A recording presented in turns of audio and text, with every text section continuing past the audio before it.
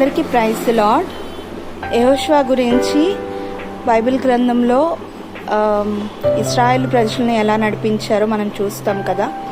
అయితే అతనిలో ఉన్న మంచి లక్షణాలు 11 విషయాలు మనం తెలుసుకుందాం. యెహోషువ మొదటి పేరు హోషియా.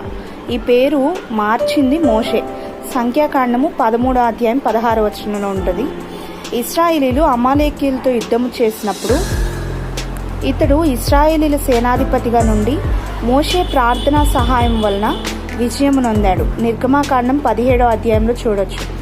యెహోషువ యుద్ధశూరుడుగాను ప్రాణాలకు తెగించి పోరాడి జయించిన వాడుగాను ఉన్నాడు.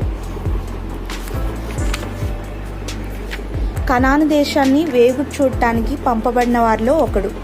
వేగు చూడటానికి వెళ్ళిన 12 మందిలో కాలేబు, యెహోషువలు మాత్రమే మంచి సమాచారం తెచ్చారు. యెహోషువ సేవకునిగా, సైనికునిగా తన విధులు నెరవేర్చుచుండగా దేవుడు యెహోషువను నాయకునిగా చేశాడు. ఇశ్రాయేలీలు అరణ్య ప్రయాణంలో చివరికి వచ్చినప్పుడు కనాను పొలిమేర్ల వరకు మోషే వారితో ఉన్నాడు. కానీ ఆ తరువాత యెహోషువ ఇశ్రాయేలీల జనాంగమును ముందుకు నడిపిస్తూ విశ్వాసము ద్వారా యోర్దాను నదిని దాటించాడు.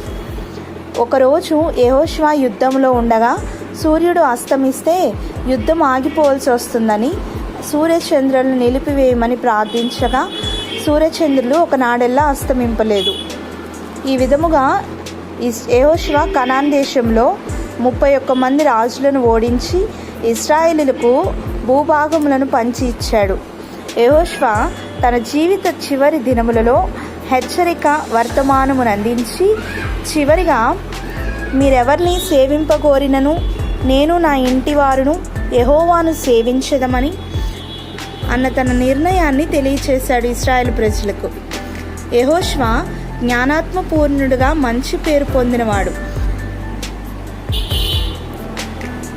శుద్ధ మనసు కలిగిన వాడుగా ఉండి 110 సంవత్సరాలు బ్రతికి యెహోషువ మృతి పొందాడు. దేవుడి మాటలు దీవించునుగాక. ఆమేన్.